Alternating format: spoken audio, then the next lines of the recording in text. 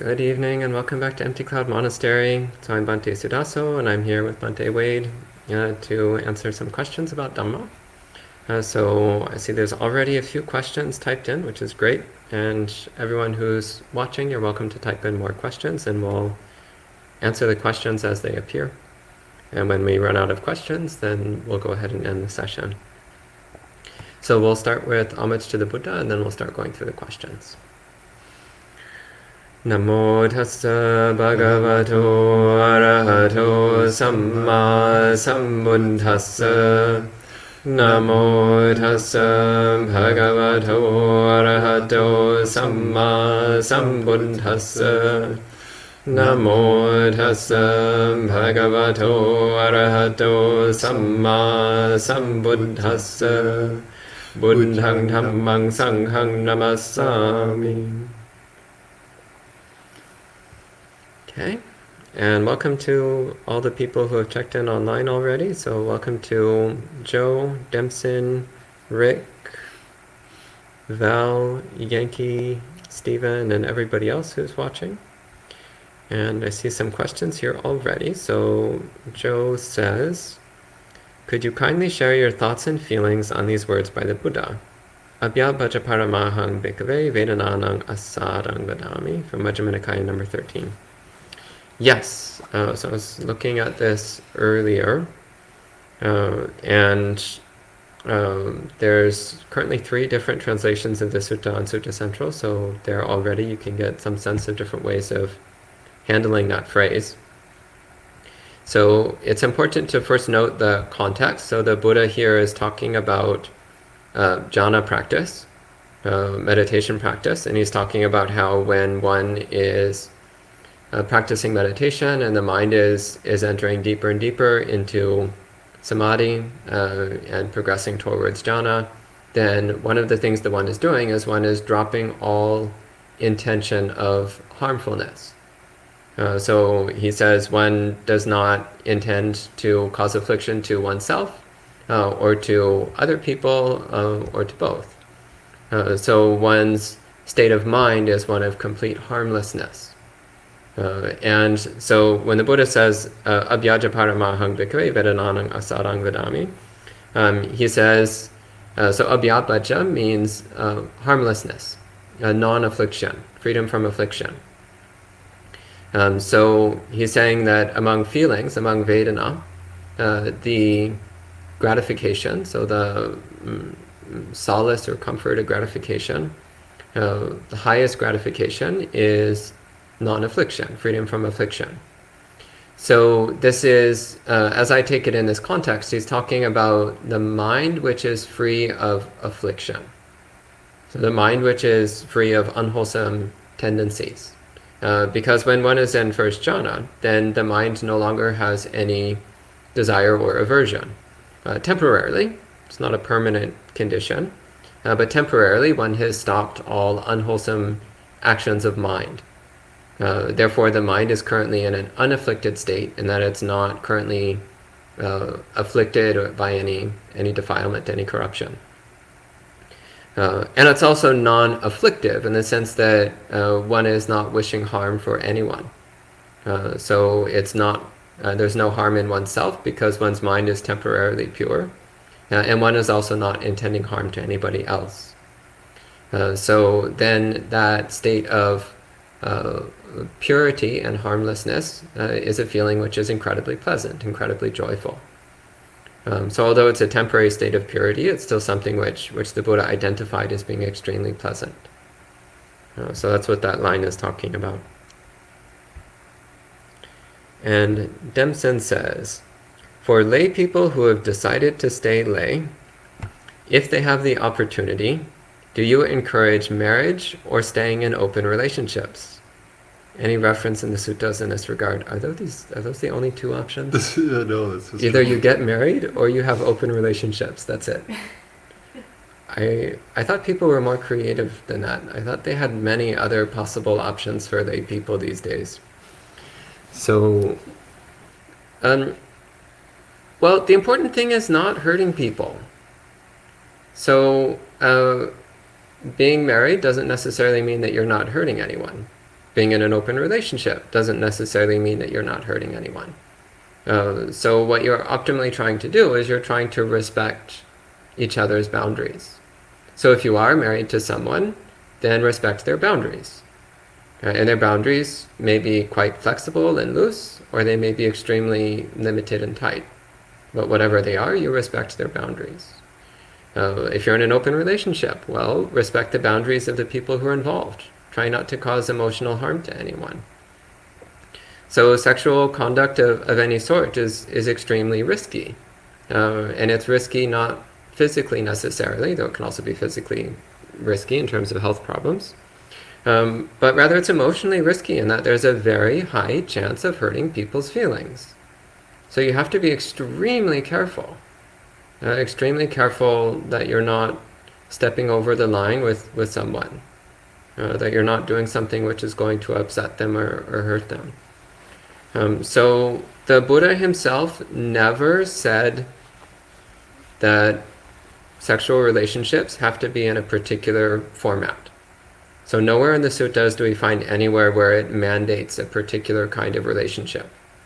What we do see is the guidelines on avoiding sexual misconduct, which are, if you look at it, it's primarily about not engaging in sexual assault and not engaging in infidelity. So infidelity and assault, those are sexual misconduct. So outside of that, there's a lot of options. And most of them, if we're being realistic, are coming from greed and are fueling greed. So just being honest with yourself about why you're doing what you're doing. And again, respecting boundaries, respecting other people's boundaries, but also recognizing that having clear boundaries in a relationship is a way of training the mind. So it's saying within this specific context, I can engage in sexual behaviors. In these other contexts, I cannot. So that's training the mind in renunciation, in letting go, and self-restraint, and self-control. So it's less complete than being celibate. So celibacy, we just don't go there at all, which I have to say is very clean and simple. Whenever people talk to me about open relationships, I have a little bit of compassion. I'm like, wow, that's so complicated. Like trying to actually make that work in a way where you're not like hurting people's feelings and causing all kinds of problems, like that's really complicated. Like it's so much easier just to say no thank you. And the rest of you, I gotta say, you picked a difficult path for yourselves. So go ahead. I was going to say, it's also interesting how many people say they don't have time to meditate. But they have time to maintain multiple relationships concurrently, so apparently they've got lots of time. Yeah. I'm not really making fun of you, Dempsey. These are quite common kinds of questions, and so hope you'll take this as teasing and good humor. Yeah, actually, I was talking to a guy in Italy a few weeks ago who was saying how he wanted to have an open relationship, but his girlfriend was not so hot on the idea. Oh, okay. And it's like, well, that's a problem, isn't it? Easy solution to the problem: drop your desire for an open relationship. There you go. Problem solved. Stay faithful to your girlfriend. Problem solved. Now, if she changes her mind in the future, that's a different story. But right now, the answer is no. So practice renunciation and contentment. Okay. Enough on that one? Or do you want to say more on the topic? I did think of a Sutra reference. Go ahead. I think you may enjoy this also, Bhante. This says, it's in the Dhammika Sutta, where the Buddha is asked about the path for mendicants. It's monks, male and female monks, and the path for lay people. And the Buddha describes the path for monks, and then he says, well, for lay people, they have a different path. He says, and he talks about following the 5 precepts. When he gets to the third one, about that usually is stated as the abstention from sexual misconduct, he says, well, lay people should avoid sexual intercourse as they would a pit of red-hot coals.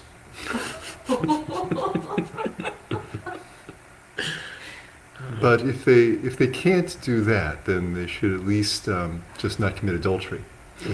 And so it really struck me, that line, that because I think, one of the things about romance and sexuality is that it's so integral and so part and parcel of the round of rebirths.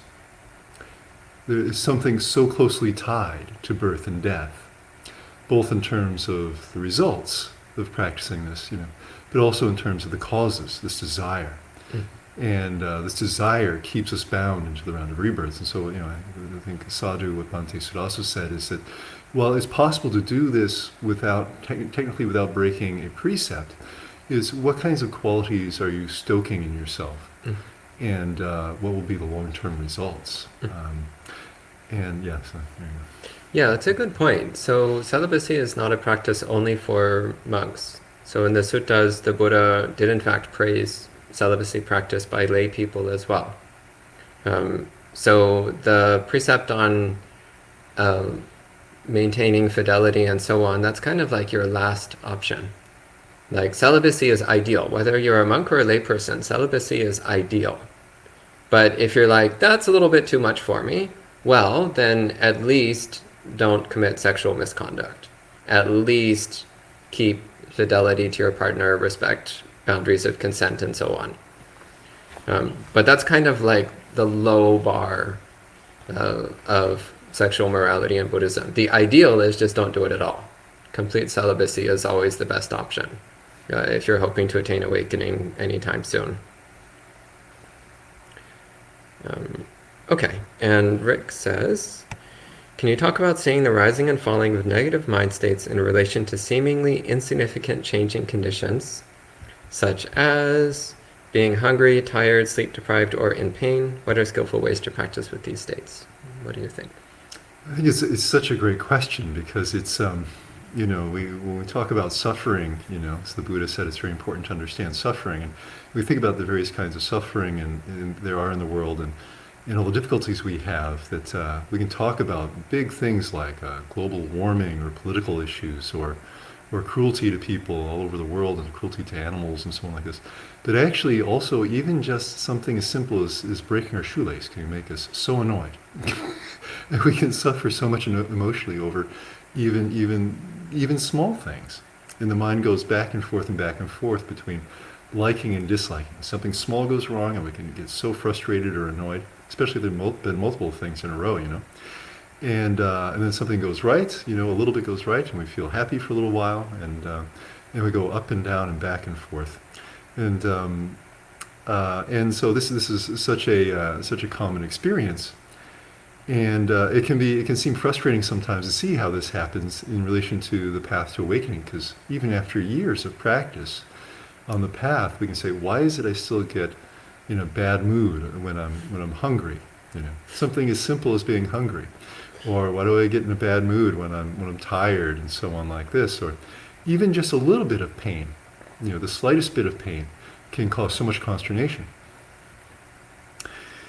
And so I think that it's valuable to notice that this is actually quite normal, and we all have this experience. And even after a long time of practice, if we don't, this sometimes sounds like such a high bar, but it's actually the realistic aspect of things, is that really, if you want to get rid of the kilesas, you have to be on the path of attaining path and fruit. And you really have to be willing to put the time and effort into practicing continuously, so that you can see the Four Noble Truths, practicing samatha vipassana, and cut the fetters that bound us to the round of rebirth. But we also can notice how much better we're doing already also. These kinds of things will happen. We'll get tired and be in a bad mood. We'll get hungry, and this will be annoying. We'll break a shoelace, and we'll get frustrated sometimes. But if we also look at actually how much better we're doing now than when we started, then this can be heartening as well, and give us the encouragement to keep practicing. And so I think that's a good thing to look at every once in a while and practice some loving kindness meditation for yourself and for others. And recollect the good things that you've done also. This is very uplifting and can help us feel good about ourselves. So recommending acts of generosity we've done, recollecting how we keep our precepts, and that this is actually quite special in the world to keep the precepts that we do, and our meditation and our chanting and all these kinds of things. And this can make us feel a lot better also. Sadhu. And Stephen says, what is one compassionate way to grieve? Well, a very common practice in traditional Buddhism is the dedication of merit to the departed, dedication of merit to the dead. And this is an example of one compassionate way to grieve. When somebody passes away, then you do good things in their honor. You do acts of generosity and kindness, and you dedicate it to them, wishing, may this good karma that I'm making also go to support my deceased friend or deceased relative. So this is a very common practice, and it brings a lot of brightness and joy to the mind. And it does say in the suttas that that person, wherever they are, they can feel it. When you dedicate merit to them, when you dedicate good karma to your deceased friend, they feel it. It touches them. So it's really worth doing. And just noticing how it affects your own mind. So instead of just wallowing in misery of like, oh, I lost my friend, instead you ask, what can I do that will bring benefit to them wherever they are? And the answer is, do good deeds and dedicate it to them. Do good deeds in their name. Dedicate the merit to your deceased one. Question. Do they know like who it's from? Not necessarily. They just feel it? Yeah. So one of the residents was asking, does the person know who it's from? And I said, not necessarily. Yeah.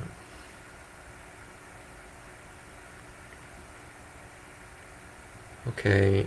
And Mass Multiplayer says, can you quickly tell the Megagar story? Do you know what they're talking about? I don't, I'm sorry. Yeah, if you can clarify, I'm not familiar with the story that you're talking about. It might be... I don't know what those meanings are. This might just be a different way of spelling a Pali word that I haven't seen before. Okay. That's what I would guess. He did mention that you probably saw this appear, I think so. Mm. But I don't know what it's... Yeah, the word is actually abhyapaja, which has a slightly different sense to it. Okay. Okay, so Sergio says, is there a sutta where the Buddha explicitly denies the existence of a creator God? I sense a mission behind this question. Like there's... I would ask Sergio, why are you asking this question? If your goal is to win in debates with theists, then I'm just not going to answer your question. So if your goal is to then go like sutta thumping to your Christian friends, then I'm definitely not going to say anything on the topic. And the thing is, you need to define the words existence, the word creator, and the word God before we can even answer this. So I could give a flat yes or no answer, but that's kind of missing the point. So first off, why are you asking this question?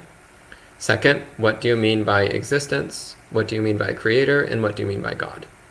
Then we can deal with this.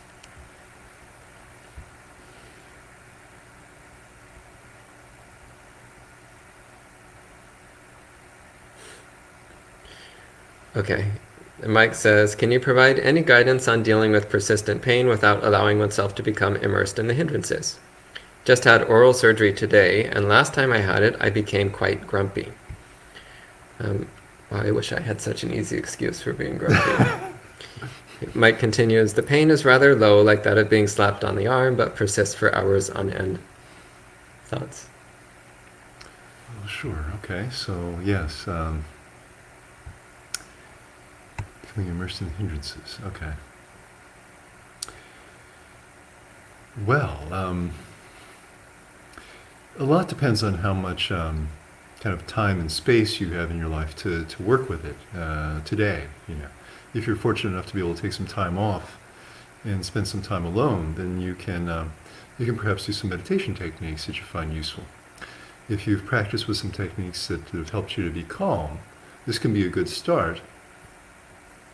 And then once the mind is calm, turn your mindfulness towards the ache. And just kind of watch it and be with it and get to know it. And allow yourself to relax some more. Mentioned earlier about suffering and understanding suffering. The Buddha said the first noble truth is the truth of suffering. And pain is one of those forms of suffering. And he said that on the night that he attained enlightenment, he realized that this is the truth of suffering, and suffering is to be understood.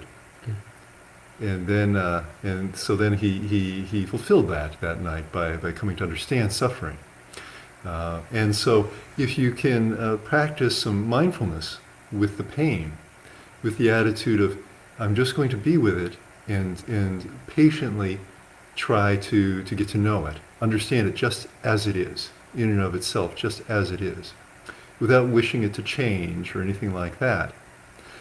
With some faith that with that wisdom and with that clear seeing, the heart can let go. And in that letting go, the grumpiness will go away. And you'll feel so much better inside. And some wisdom will come from this as well. I'm debating internally whether I should say what it is or just let you arrive at it and see what you think. And so maybe we'll go that way and see what happens. But there's some advice I can give you.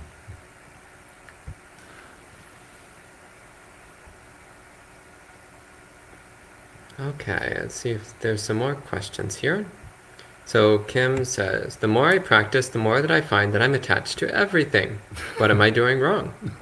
Well, so far it sounds like you're doing something right, which is paying attention to how attached you are to everything. So this is the arising of wisdom. The beginning of Buddhist practice is when we actually admit to ourselves that we are completely messed up.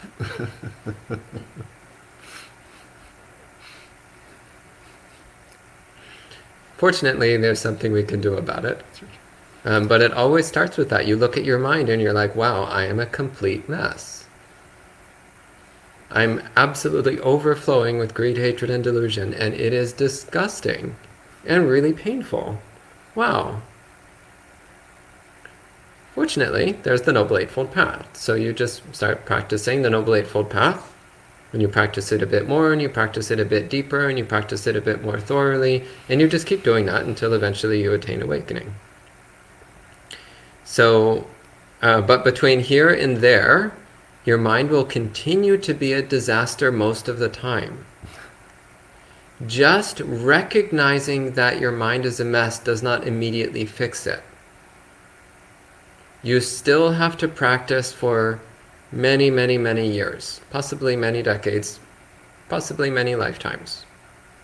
And during all that time that you're practicing, the mind will continue to be polluted with the defilements. So it's important to come to grips with the reality of that. It actually reminds me, our previous meditation center, so before we opened this monastery, we had another center. And there was a problem with the sewage drain there. And once every few months, the sewage drain would clog and start backing up, and we would have to get this guy who was a specialist in clearing clogged sewer drains, and he would come out and he would do his job of clearing the sewer drain. And I was talking to him one day, really nice guy. I was talking to him one day, and he was like, nobody wants to do my job. And it's like, well, of course not. Like, he spends his life clearing clogged sewage drains. Of course nobody wants that job. Well, guess what Buddhist practice is? You're the guy who's clearing the clogged sewage drain, which is your own mind, in case the metaphor wasn't absolutely clear here. And you're going to be doing this job for a very long time. And there's no pay.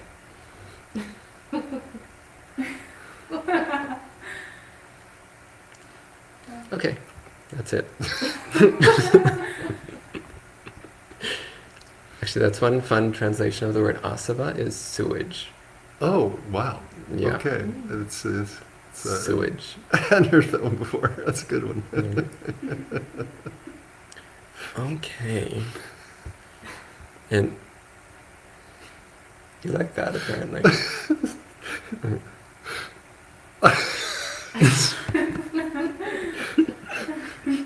See, Polly is fun. Anyway, I actually just imagine, like, when I'm reading the suttas, I just imagine the Buddha having this little suppressed smile all the time. Like, he knows he's just saying the funniest stuff, and he also knows that most people are not getting the joke. Oh, I love the Buddha. He's such a cutie. Okay, so J. Morgan says, in the Sutta SN 1.29, I assume that's Samyutta Nikaya, but it could be Sutta Nipata, but presumably Samyutta Nikaya. Right. Says, 4 are its wheels and 9 its doors. It's stuffed full, bound with greed, and born from the bog. What do the 4 wheels and 9 doors signify? J. Morgan, send us an email. Send an email to the monastery with this sutta reference. So later on, when I have some time, I'll look at it more carefully and figure out what's going on. Just off the top of my head, I don't know. Do you have any clue what this is about? 4 wheels, 9 doors. I have a hypothesis. So it may be completely wrong, but I haven't read the sutta before, and I don't remember this riddle at all. Ever having heard it, I don't remember ever having heard it. 4 are its wheels, and 9 its doors. And the 9, I wonder, is there a reference somewhere else in the sutras to the 9 orifices of the human body? Is that the number? Could be. I was actually, my first thought was actually the sense doors, but there's 6 of those and not 9 of them. Right. So that doesn't quite fit. Right. Doors normally does refer to the sense doors, doesn't it? Yeah. And also, but the 4 wheels, what is the 4? So I wonder if those are just the four appendages, the arms and the legs, and so I don't know why he'd refer to human being that way. It's stuffed full. We're full of all these nasty organs inside and everything, and the 32 parts of the body, as you say, plus the extras that aren't mentioned, and bound with greed is definitely any living being who's not enlightened yet, and born from the bog. I wonder if that's the bog of ignorance. But you see, it's so creative, this metaphor and these riddles, that it could be. But usually when the Buddha gives metaphors, he then explains it. So that's probably later in the sutta is explained. Yeah. So J. Morgan, send us an email with the sutta reference, and we'll look it up later, and then you can ask about it next week. And just as a general rule, it's good to, if you are going to ask about specific sutta things, it helps to email us ahead of time. So like Joe's earlier question with the sutta quote, he sent us that by email beforehand, which is good. It gives us a bit of time to look it up beforehand. Okay. And Stephen says, do you have recommended practices or suttas to read about how mindfulness of Vedana can help us live or act well in the face of challenging emotions, for example, sadness? Do you want to talk about that? Let's see. So I'm thinking a little bit. Take me a moment to put my thoughts together, I think. Recommended practices, mindfulness of Vedana, live or act well in the face of challenging emotions. Okay, well, some suttas aren't coming to mind. I'm sure that there are some. I'm thinking also one of the things that confused me, I think, initially, is that I'm catching on to now, is that I'm not sure that Vedana, I think Vedana in the suttas usually refers to physical things. It's usually interpreted that way anyway. And emotions would come more under the heading of dhammas or mental states, sankharas, one of these other kinds of headings. But when we talk about practices for dealing with challenging emotions, certainly. And because it looks like, I'm guessing that's probably what you mean instead of necessarily physical stuff. In suttas, and so you may have heard I was giving advice about dealing with pain. Mike was talking about his toothache, actually, and there are remarkable similarities between physical pain and emotional pain. And you haven't said which kind of challenging emotions is another thing that can be a little bit tricky about this. So how you deal with, for example, sadness might be different than how you might deal with anger or intense greed. Would probably be in many ways it could be different. But one way that all these would have in common is simply mindfulness in the present moment, coming to understand them with clarity. You know. So, for example, even though if you're experiencing hatred, you might want to practice loving kindness. When you're experiencing greed, you might want to do some kind of meditation practice related to repulsiveness. So it's difficult to know which to answer with here. But with either of them, if your mindfulness is very good, then you can, excuse me, then you can come to know them.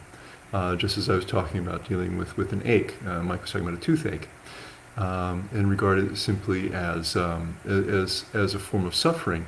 And the prescription with regard to suffering is to understand it. Now, emotions can be very difficult to practice mindfulness with in a continuous way because they can be so changeable. They change very quickly, much more quickly than something like the breath, for example. And so we need pretty good mindfulness to be able to do this.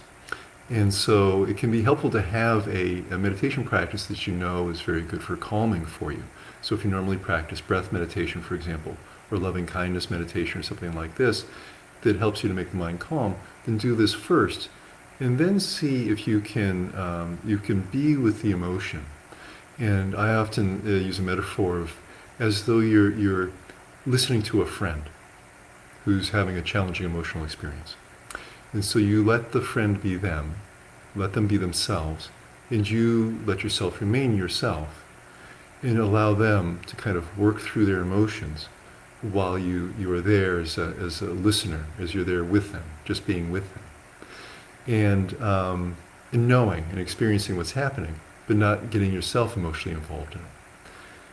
And if you're able to have this knowing, even for a little while, it can be very helpful in helping the emotions to work themselves out, and you can learn some things about your emotions and so on like this.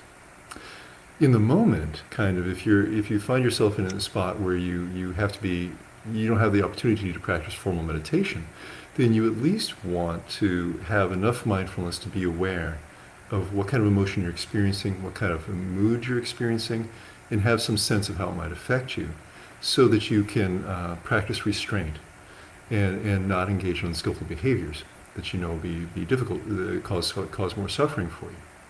And in order to do this, it gets back to it's so helpful to keep precepts and to have a regular meditation practice. So when you find yourself in difficult circumstances, you at least have these basic levels of mindfulness and restraint to keep yourself out of trouble, which can happen to so many of us. So those are some ideas, Stephen. Great. And Joseph says, curious about corpse contemplation. Is there any difference between the types of corpses in terms of their purpose contemplating? Different corpses for different personality types, perhaps? So, Joe, I think you're not quite understanding the purpose of corpse contemplation. So, in the description of the corpse contemplation practices, the Buddha says, whenever looking at a decomposing body, regardless of what stage it is, then one reflects, this body is not different from that body. This body has the same nature as that body. This body is becoming like that body. So that's the purpose of corpse contemplation.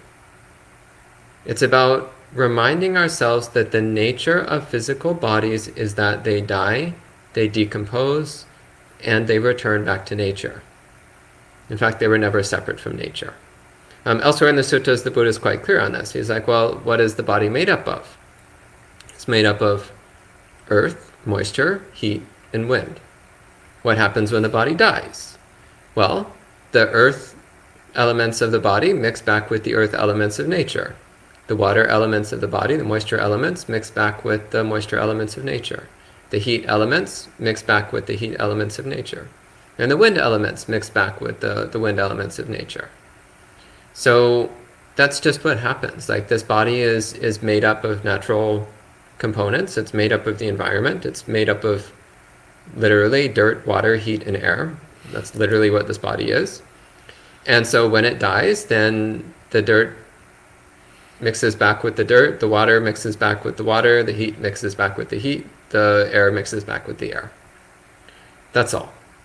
So observing the stages of decomposition is just making it absolutely, inescapably obvious to ourselves the reality that this body is in fact just dirt, water, heat, and air. Not me, not mine, just a part of nature, and subject to death and decay, which isn't a problem because that's just the elements in nature rearranging themselves. Just natural components of the world shifting around, taking different shapes. That's all.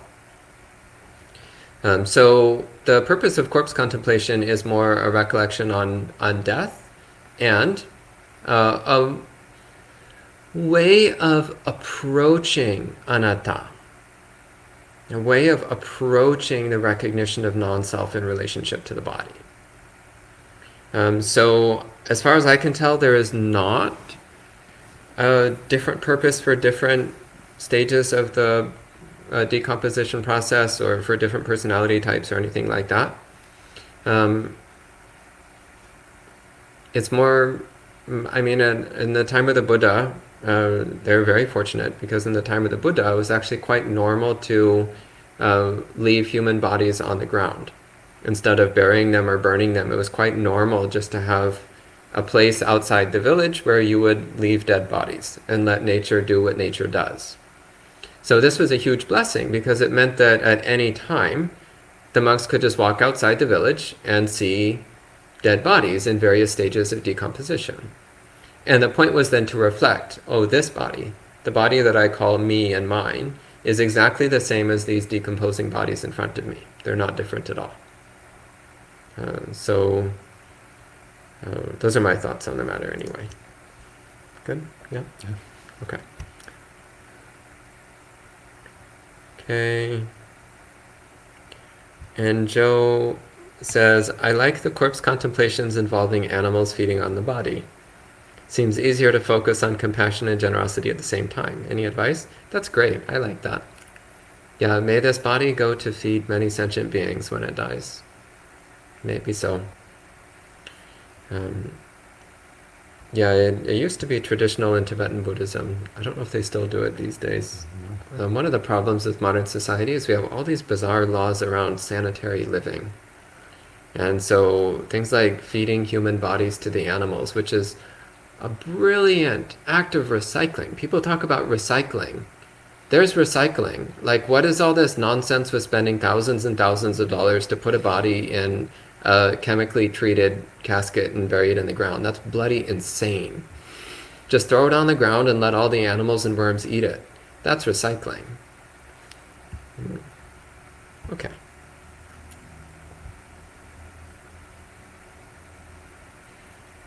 Okay, so Rick says, in 12-step recovery, they suggest the spiritual practice of being loving, kind, patient, and tolerant. Sadhu. Yeah. Can you share how this relates to the Buddha's teachings and to your practice? Do you want to talk about that? Sure. The spiritual practice of being loving, kind, patient, and tolerant. Okay. Well, yes. So it's this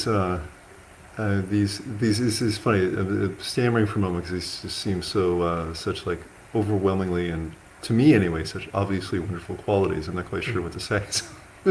but so how this relates to the Buddha's teachings? Okay. So Bhante Sudasa once pointed out recently that loving kindness is the most often mentioned meditation practice in the suttas, which is something I hadn't realized before, but on reflection I could see what he was saying. And actually I remember so many references to loving kindness, more than I can remember of any other meditation technique.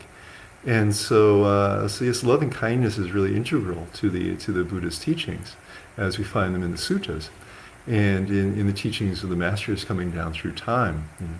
In fact, loving kindness is considered by the Theravada tradition to be one of the 4 protective meditations. And so we can see it as a way of protecting ourselves from negative mental states like hatred, for example, and keep us from doing things that we shouldn't do, or to experience the really harsh mental state like hatred. But also the loving kindness feels really wonderful. If we have an opportunity to spend some time developing loving kindness through meditation, the feeling it brings to the heart, there's actually a term for it in the suttas. One level of attainment is the mind called beautiful, because it's such a lovely state of mind to be in. It's the mind called beautiful. And kindness quite naturally flows out of metta meditation. We oftentimes use the term loving kindness, you know. And you may recall not long ago we were talking about the state of mind of having loving kindness while practicing generosity. And I noted that there's actually a sutta where the Buddha talks about this is a very high level practice of generosity. You can practice generosity with the thought in mind of wanting to have a better rebirth, for example, or wanting some kind of material result to come to you.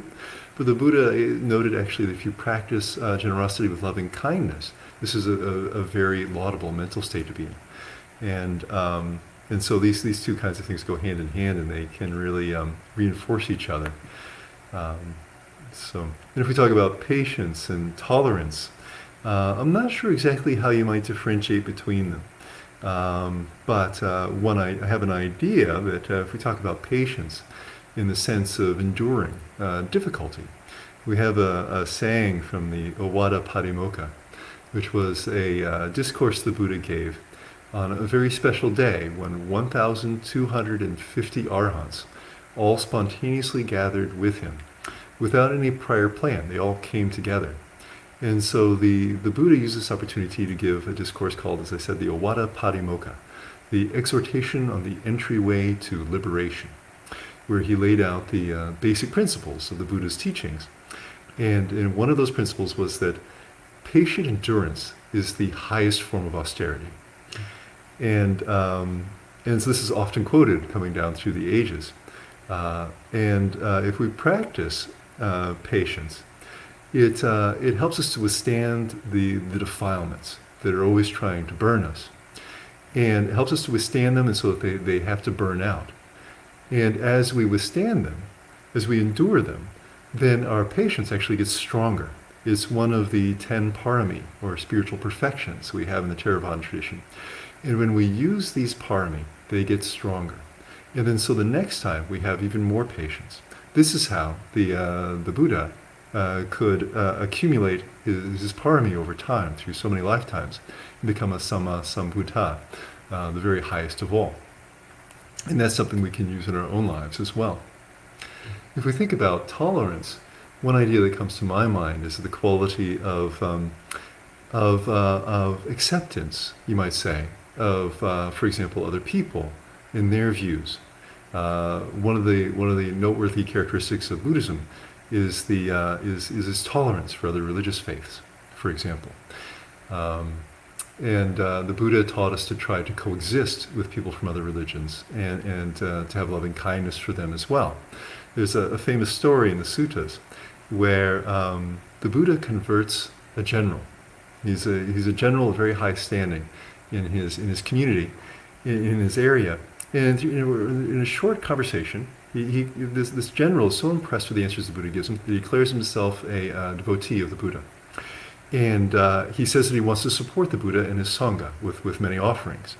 And the Buddha says to him, well, aren't you now supporting another sect, a non-Buddhist sect? And he says, in fact, I am. And the Buddha says, well, then please make sure that you keep continuing to support them as well. Yeah. And of course, the general was terribly impressed by this. He was so impressed by this. And this actually made his faith even stronger. And I think that this is something that we can note, that actually this is such a laudable quality, that this would be respected by so many people. This simple act of being tolerant of other people and accepting of them, and not engaging in conflict with them. And we can see for ourselves what a wonderful world this would make it if everyone could have this kind of tolerance. Mhm. Good. Okay, and Mark says, does the Buddha ever talk about an animating force like prana in Hinduism or spirit in other religions? This is a bit of a risky question because it depends upon having a thorough understanding of what is meant by prana in Hinduism or spirit in other religions. And the truth is, I don't. I've never studied Hinduism in any depth, so I actually don't know how prana is defined. And I'm actually not particularly familiar with most religions. I have a passing familiarity with Protestant Christianity, and that's about it. So it would be very dangerous for me to give any kind of answer to this question because I can only talk about what Buddhism is and what Buddhism says and what Buddhism doesn't say. But I cannot compare it to other religions because I have not studied those religions in sufficient depth. And many times during my Buddhist life, many times other people from other religions have said, well, Buddhism says such and such. And I'm thinking, no, it doesn't. Or they say like, well, in our religion, we say this, which is just like you say in Buddhism. And I'm like, no, it's not. No, that's different. So I don't want to be the guy who's doing the same of saying like, in Buddhism, we say this just like Hinduism. And then the Hindus will be like, no, that's wrong. So I can tell you what the Buddha had to say about how mind and body works, but I am not going to compare it to concepts in other religions because I'm not qualified. Have you extensively studied Hinduism? No. Okay. Okay, I think that's the end of that one, Mark. Okay, and Manal says, how is Ayasoma and Ayavada doing in Italy? How is the progress of the new monastery going? When are they both expecting to return? So, as far as I know, they're doing fine. They've been living a nice, quiet, simple, austere forest monk life. Dirty, scrappy, dressed in rags, no toilets, no showers, no roofs. It was delightful. I miss it. It was so delightful. Living on alms round every day. Classic forest monk life. Wandering around a bit. They did some wandering practice as well. Yeah. I don't talk to them that often because they're in the middle of nowhere in an off-grid situation, so communication is sparse. But when I have been in touch with them, they're doing great. Progress of the new monastery. Well, it depends what you mean by progress. There's a lot of trees, and the trees are slowly getting bigger. There's a cave. The cave is great. I loved the cave. Like, I think that's my favorite thing about the new monastery. The cave is just delightful. Cool. Someday you'll visit. You'll see what I mean. Great. Yes. Yeah, the cave is great. It used to be the hermitage of a Catholic monk. He used to live in that cave 1,000 years ago. Wow. Yeah. You named the monastery after it in a way, didn't you? What's that? Did you name the monastery sort of name the monastery after the cave? Oh yeah. Mm-hmm. Yeah. Yeah. Santa Elia, Saint Elia, this Catholic saint from 1,000 years ago used to live in that cave. Wow. And now there's Buddhists living there. It's great. Wow. When are they expecting to return? Venerable Vanda will be back in a few weeks. I forget exactly when, 3 or 4 weeks maybe. And Ayasoma will be coming back at the end of Vasa. So she's committed to staying Vasa there. Okay. And Stephen says, if I become aware that mental contact with an idea has a negative tone for me and I am aversive to the tone, is there a practice that could help to cut the flow before aversion arises? Wow. Did you follow that? Do you want to answer that? Sure. Maybe I can. Yes.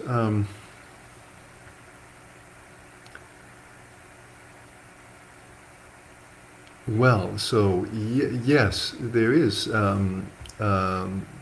There is, and that would be very, very keen mindfulness. You'd have a very, very good mindfulness to do this kind of thing. When I say keen, it has to be very, very continuous. Because, as I was mentioning earlier, these kinds of mental processes, they're very changeable. And they also happen all very quickly. Especially what you're talking about there, I think, with getting in touch with catching things right at the contact, at the level of contact.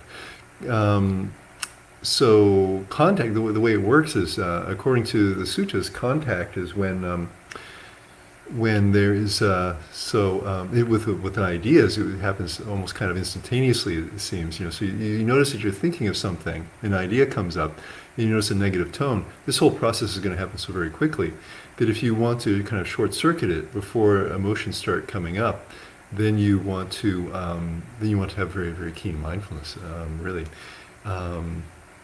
I think perhaps another way of doing it is to when you're dealing with aversion, is to practice some loving kindness. And if you have a regular practice of loving kindness meditation, even when you're not experiencing a negative emotion, but if you have a regular practice of loving kindness meditation, it kind of changes the personality of the heart and what kinds of ideas it brings up and how it responds to them, as well as all other kinds of sense contact. So it slowly changes the personality over time that you'll be able to perceive, and so these kinds of things won't happen as much to begin with. But mindfulness meditation is a way of working with the process kind of in the moment as it's happening, and so you can try doing that. If you maybe you've already had an opportunity to go on retreat and be on a retreat schedule, practicing quite a bit of formal meditation at a time, and that can help you with this kind of thing. Okay. And Mike says, regarding the contemplation on pain that Ajahn Wade mentioned earlier, would it be all right to focus on the second dart, so to speak, meaning the suffering I attach to the pain? Yeah, I mean, that's one aspect of it. It's recognizing that the physical sensation itself is just a sensation. But when we choose to hate that sensation, then we create mental suffering. And that part is unnecessary. So yes, making a clear distinction between the physical sensation itself and the mental suffering that we create through hating the sensation. That can be a way of practicing with this.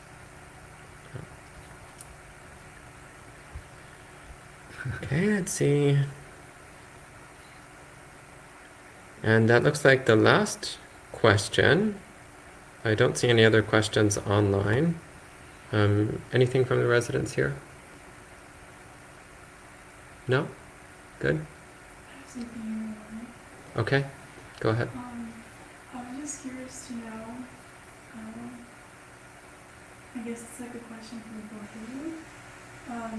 In your monastic life, how do you deal with challenges when it comes, how do you deal with difficult challenges when like choices come up and like,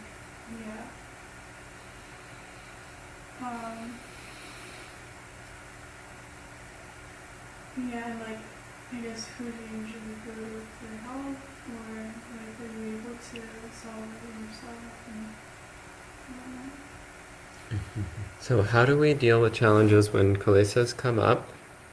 And who do we go to for help if we need help? Is that what you're asking? Yeah. For me, mindfulness in the body, loving kindness meditation, observing the painfulness of the defilement. Those are all things that I found really useful. Actually, probably the one I found the most effective whenever the mind is really in the grip of any defilement is to observe the discomfort of the defilement itself. And then the mind naturally wants to stop and naturally starts stopping. So usually we're focusing on the gratification of the defilement. If you instead focus on the discomfort, then the mind will naturally start letting go. It'll naturally start releasing its grip. Mindfulness of the body and loving kindness also just really, really help with basically everything. As for who I contact for help, I'm actually pretty self-sufficient in my practice these days. Have been for many years now. But every once in a while I talk to my preceptor. Yeah. Not very often. Once every few months or so, I'll send him a question. Okay. And you? What are your thoughts? Well, so yeah, so I think that's a wonderful practice, the mindfulness of the body, and so it's kind of getting in touch with your kind of, I want to use the term kamatana, so your kind of your main meditation object, or the main handful of meditation objects you usually use that you find help you to make the mind calm. And so, and but also there are other there are specific tactics for specific hindrances, specific defilements, and so you also can look into that, even if there is a if so something that you don't normally do may be appropriate for a given situation. So say you don't normally practice loving kindness meditation, but you find actually that you're quite angry, then actually loving kindness may be the appropriate technique to use in that instance. So I wonder if you have a more specific question about specific defilements, specific hindrances, or if that might be helpful.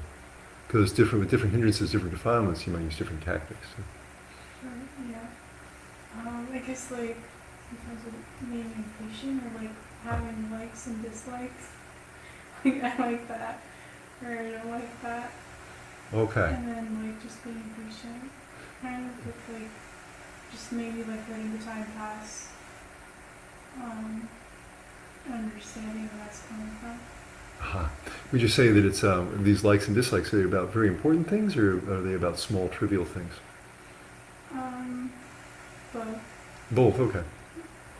Well, to overcome likes and dislikes, one thing that's worth mentioning is that you have to, as I was saying before, you have to take the path all the way to fruition, or you'll never get over them, and they'll keep coming up.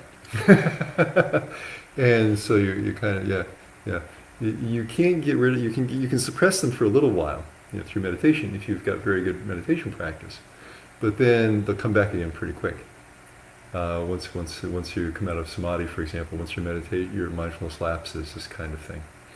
And so this is something you have to be willing to accept if you're not going to get onto the path to going all the way to getting path and fruit, attaining some of the noble attainments. With regard to small things, I think it's helpful to note, to have enough mindfulness that you're aware, actually, like this is a small thing. My likes and dislikes, my preferences in this matter, this is over something really small. And try to take a step back mentally. There used to be a saying like, in 100 years, who will care?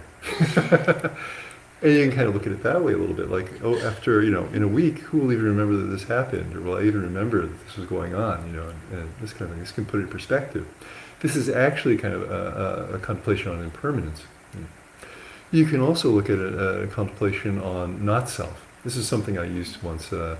I was the kitchen manager in a monastery for a while. And then there was a change in who the kitchen manager was, which was normal. And so I went off rotation as kitchen manager. And something started happening that I really didn't like. I saw in the kitchen. And it really bothered me. And I talked to people about it and so on, and it didn't get anywhere. And so I was really annoyed about this. Then I started thinking, well, what I really need to do is I need to let go. And so I thought about it from the point of view of anatta.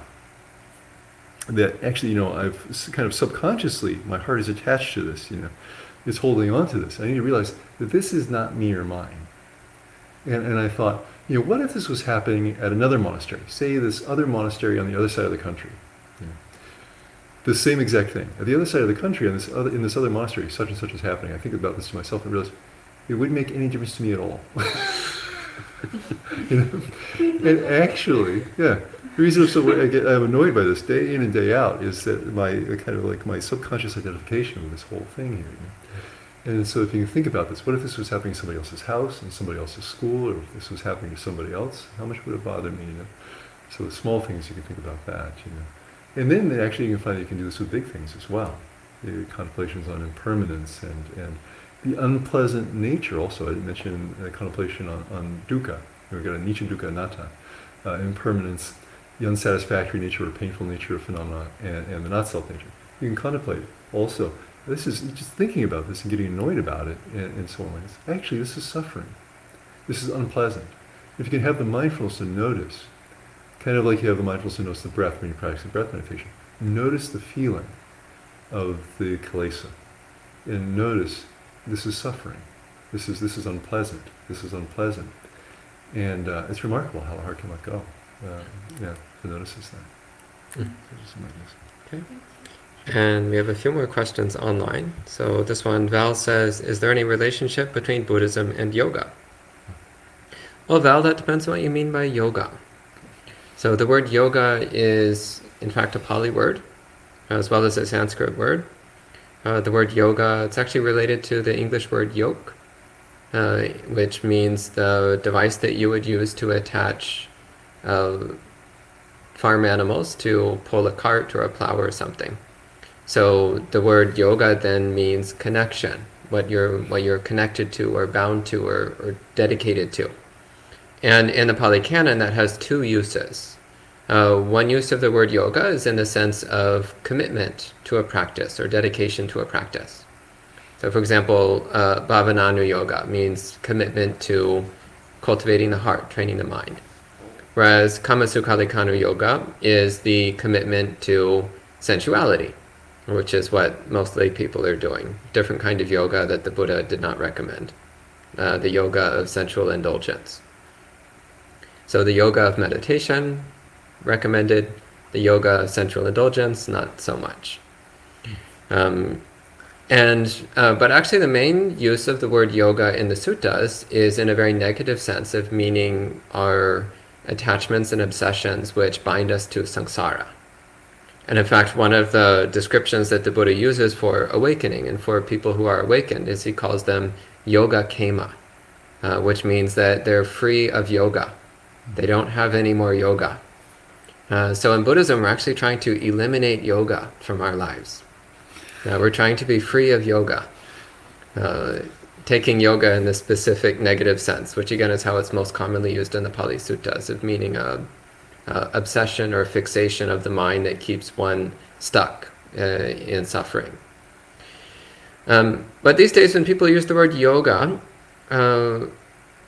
there's a large body of very diverse spiritual practices in Hinduism, which all get called yoga, because again, yoga, one of the broad meanings of the word yoga is just spiritual practice, any kind of spiritual practice.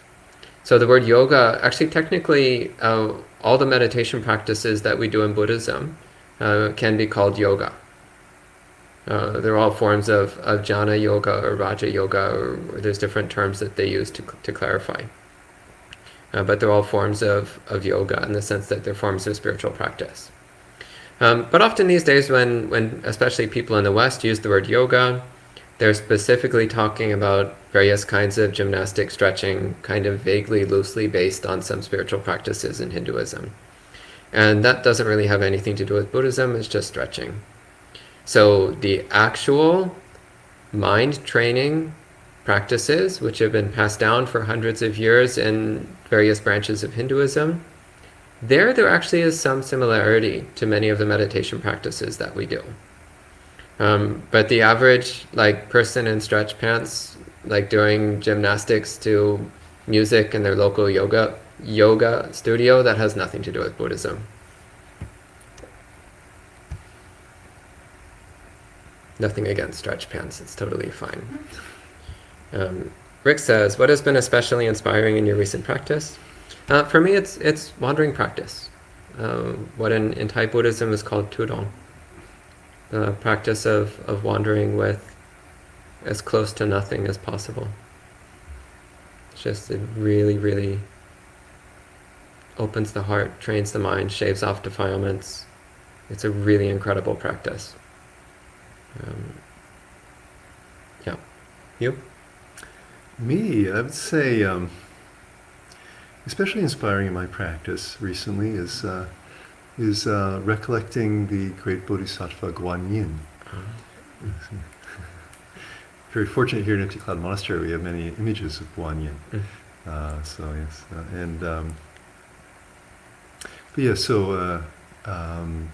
Guan Yin is the great Bodhisattva who's traditionally understood as having performance qualities of compassion and wisdom, and tremendously powerful. She's and extremely responsive. One Theravadan master in Thailand gave a talk about bodhisattvas once, and was thinking about her as one of them. He mentioned her, and he's known as having a great deal of admiration for her, and well, I should also say him. The great bodhisattva has two aspects, and male and female. But he said that the great bodhisattvas, and Guan Yin being one of them, they could attain enlightenment, at any time, but they have such a strong desire to give and to help, and this is their one passion. This is their one desire in life, just to keep giving and keep helping, and I find that very inspiring. And so, yeah, there you go. I do. I wonder if I could mention one other thing. It's a different topic for Rick. If I could, that's just for another moment.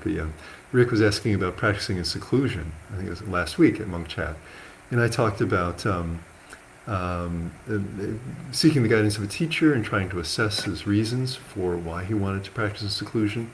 And I told the story about how there might be a negative aspect to it, and so it wasn't very balanced in what I said. And I told a story from the life of Ajahn Chah about him practicing in seclusion. But also, of course, practicing in seclusion can be truly wonderful. And I myself have found quite a bit of inspiration in the practicing in seclusion, because you have such an opportunity to intensify your practice, and that generates in and of itself quite a bit of motivation and inspiration as you start getting some results, And so I also wanted to say something encouraging about practicing in seclusion as well. Okay. And Alex says, when the Buddha speaks about the aggregate of form, is that speaking specifically to the body or anything that has a material form? So, I assume you're referring to the 5 khandha. Khandha, it's often translated as aggregate, but I actually prefer to translate it as component. The 5 components of existence, the 5 components of personal experience, the 5 components of body and mind. For me, I find that a much more useful translation. And one of the components of our experience is, in fact, our physical body. So I would actually say that Rupa Khandha does literally mean our body, our physical body. It doesn't mean like the carpet and the walls and the trees. It means your body, because that's what you identify as me. So the five khandhas are the 5 components of personal experience that we identify as me, that we form a self-identity around. So it's talking about your body, your physical body. And Alex also asks, how would you define the Buddhist view of perception in the aggregates? So the Pali word here is sanya, which, again, it's often translated as perception, but the meaning is actually closer to recognition or identification. So sanya is the aspect of mind which identifies and labels experiences. So when you're having any kind of experience, the mind identifies what it is, and then starts filtering your experience based upon its concept of what it is. So you receive a set of visual data through your eyes, and then the mind says, oh, that's a meditation cushion, that's a cat, the cat is cute, the cat is black, etc. So that's all sanya. The actual sensory data hitting your eyes is just sensory data. But then the mind, actually the first thing the mind does is Vedana, which is, I like this, I hate this, I'm neutral about this. The 3 reactions. Liking, hating, neutrality. That's Vedana. And then the next thing is identification. It's like, I like this, it's a cat. Good old buddy. We have the monastic cat with us here. Yeah. So you can't see him on screen. But Yeah, he's right here, cat. So maybe we can pick him up and show him on the sure. screen. That's a good idea. That always This is makes your people chance. happy. This is your chance, Teddy, to be on camera. Little buddy. So cat, now all of you are also having the sanya of cat. That's right.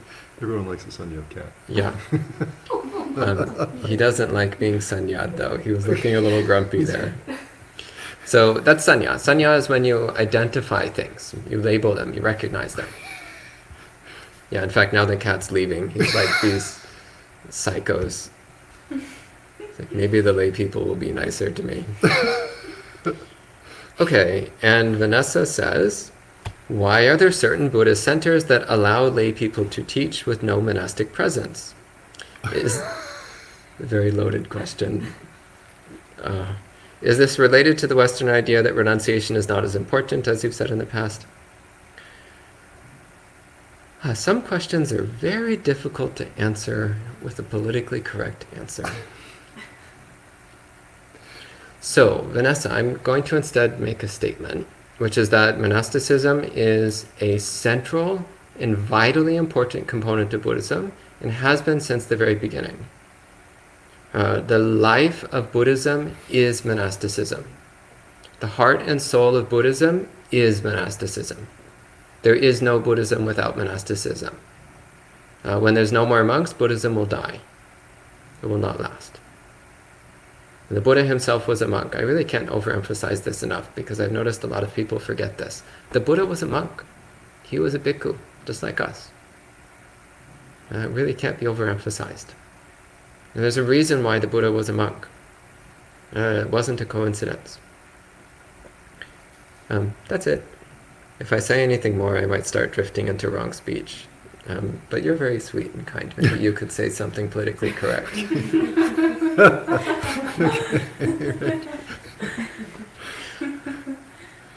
Well, maybe if I there is, I think what Bhante, what you said is absolutely right. That we have it in the scriptures. It's in the Vinaya Pitaka at the first Buddhist council. The counterpart to the Buddha himself, the elder Mahakassapa, saying that the Vinaya, the code of discipline for monastics, should be recited first before the suttas, because the Vinaya is the lifeblood of the religion.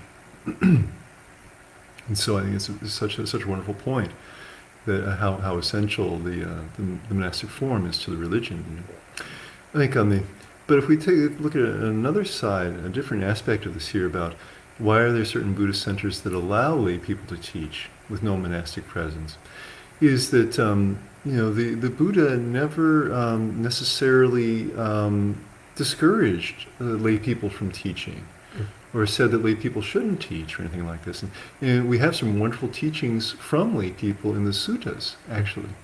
One of my favorite sections of the suttas is the Chitta Vaga of the Samyutta Nikaya, in which an anagami, a householder named Chitta, Citta, is the happens to be a central person in these suttas. It's probably about 8 or 10 suttas, and sometimes he's actually giving teachings. In one sutta, he resolves a question for the monastic sangha. He knows the answer to a question that the monks can't resolve between themselves, and so he resolves it for them. And it says at the end of a few of these suttas, this one as well, it says, the monks say to him, "It is a gain for you, householder Chitta. It is a great gain that you have an eye of wisdom that ranges over the teachings of the Buddha." And so when we see a layperson teaching, we can remember, well, the layperson themselves, they may be a noble one, worthy of respect, a genuine member of the Buddhist Sangha, and the Sangha disciples of the Buddha. And so we should definitely not hold it against them that they're teaching, or that others want to hear their teachings. What we should do, and this goes also for monks who are teaching, regardless of who is teaching, we should always compare it back to what's in the suttas. So if somebody is teaching something that is diametrically opposed to what we find in the suttas, then whether they're a layperson or a monk, that's a problem. But if somebody is teaching in full accordance with the right view presented in the suttas, then okay, so be it. I knew you would have something polite to say. That was good. Yeah. TJ says, would you talk about body scan meditation? I normally don't, to be honest, because I normally don't recommend it except in very specific conditions of mind. I normally recommend a still mind awareness of the body. Do you ever do body scanning? Did you talk about body scanning at all? I do a little bit.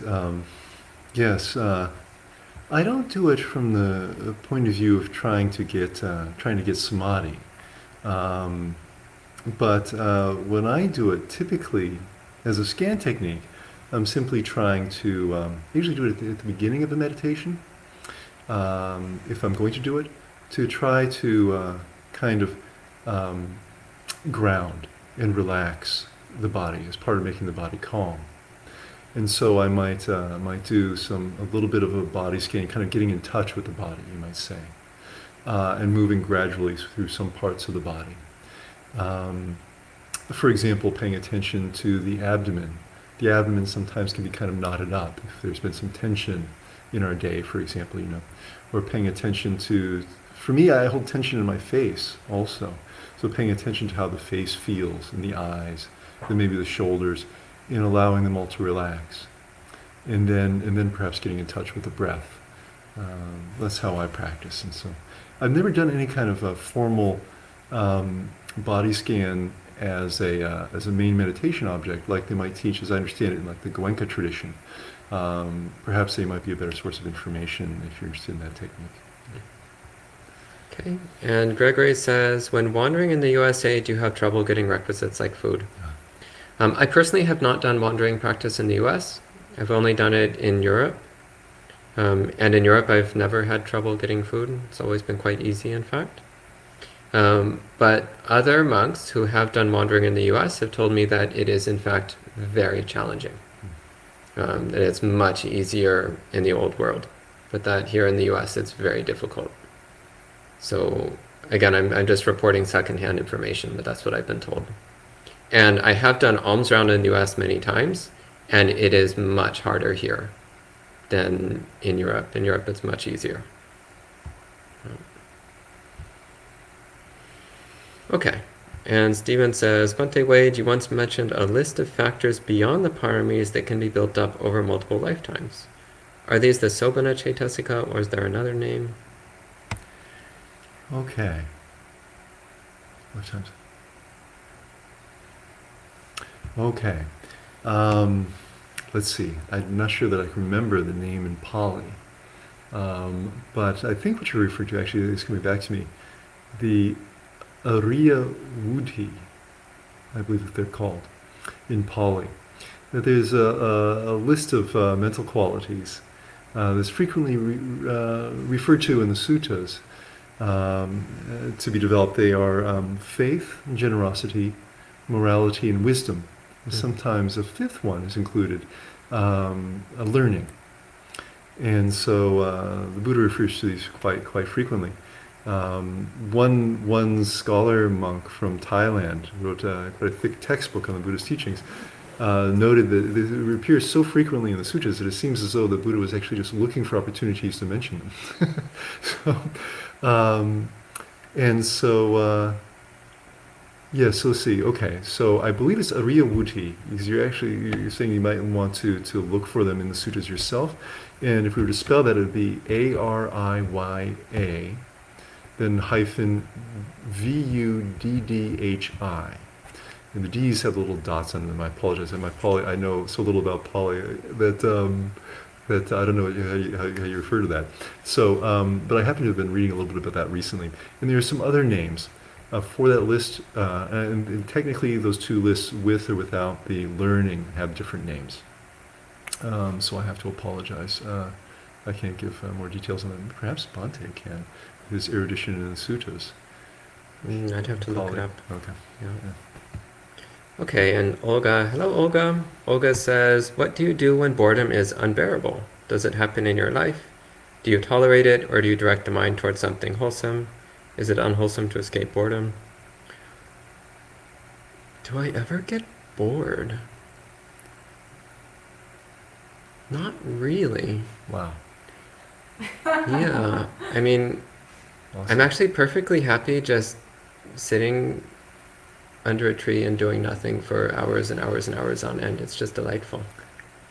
So, and that, like when I'm in Italy, that's what I spend most of my time doing. I'm doing nothing, just sitting there doing nothing for hours. It's delightful. Yeah, when I'm bored, I meditate, and then I'm not bored. How can you be bored when you're taking an interest in your experience? It's just impossible.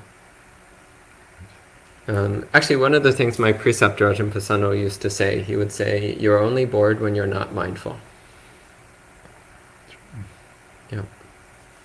I wonder if I could backtrack a little bit. I apologize. Back to Stephen's question. The qualities, in terms of qualities that can be built up over multiple lifetimes. I'm thinking that perhaps this comes from a talk that I gave a couple of weeks ago, where I was here on live stream, where I went back and forth between talking about these qualities that I mentioned and the parami.